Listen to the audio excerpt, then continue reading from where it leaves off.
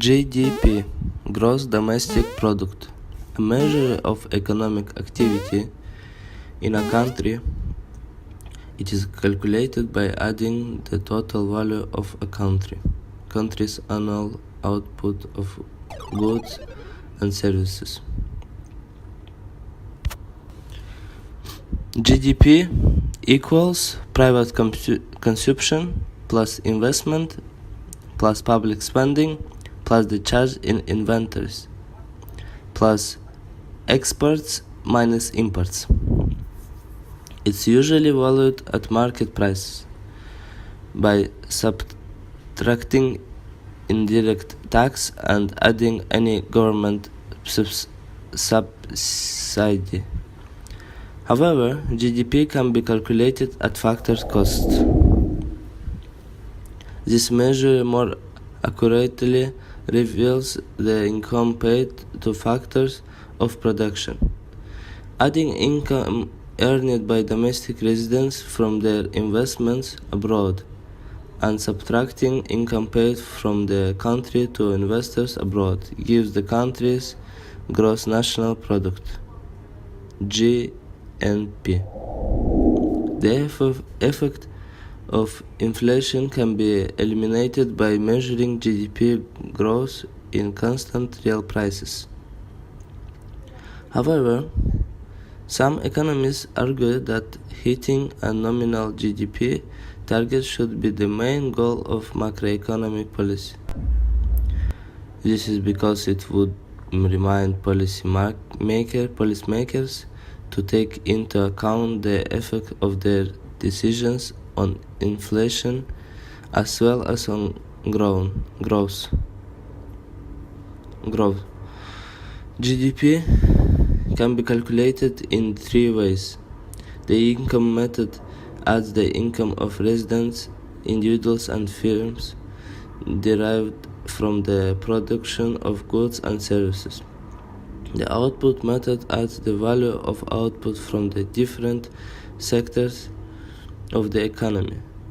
The expenditure method totals spending on goods and services produced by residents before allowing for depreciation and capital consumption, as one person's output is another person's income, which in turn becomes expenditure. These three measures ought to be identical. They rarely are because of statistical imperfections. Furthermore, the output and income measures exclude unreported economic activity that takes place in the black economy, but that may be captured by the expenditure measure. GDP is disliked as an objective of economic policy by some because it is not a perfect measure of welfare. It does not include aspects of the good life, such as some leisure activities, nor does it include economically valuable activities that are not paid for, such as parents teaching the children to read, but it does include something that lower the quality of life, such as activities that damage the environment. Externality, an economic side effect. Externalities are costs of benefits arising from an economic activity that affect somebody other than the people engaged in the economic activity and are not reflected fully in prices. For instance, smoke pumped out by a factory may impose clean-up costs on nearby residents. Bees kept to produce honey may pollinate plants belonging to a nearby farmer, thus boosting his crop. because these costs and benefits do not form part of the calculations of the people deciding whether to go ahead with the economic activity they are from of market failure.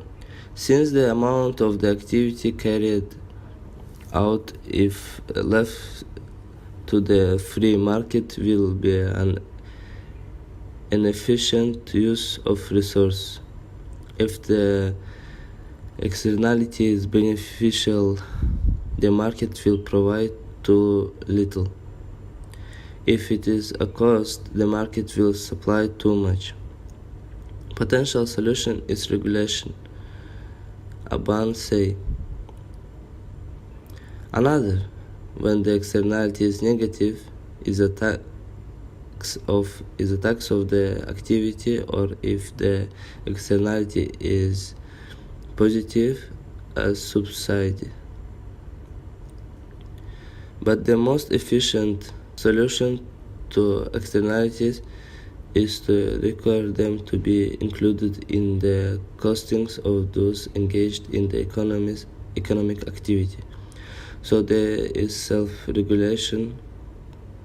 For instance, the externality of pollution can be solved by creating property rights over clean air, entitling their owner to a fee if they are infringed by a factory pumping out smoke.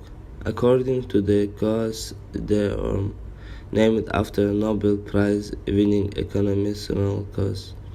It does not matter who was ownership, so long as property rights are fully allocated and completely free trade of all property rights is possible. Adverse selection. When you do business with people, you would be better off avoiding. This is one of two main sources of market failure, often associated with insurance. The other is moral hazard. Adverse selection can be a problem when there is asymmetric information between the seller of insurance and the buyer. In particular, insurance will often not be profitable when buyers have better information the risk of claiming than does the seller. Ideally, insurance premiums should be set according to the risk of a randomly selected person in the insured slice of the population. 55-year-old male smokers say. In practice, this means the average risk of that group. When there is an adverse selection, people who know they have a higher risk of claiming than the average of the group will buy the insurance, whereas those who have a below average risk may decide it is too expensive to be worth buying. In this case, premium set according to the average risk will not be sufficient to cover the claims that eventually arise. Putting up the premium will not solve this problem.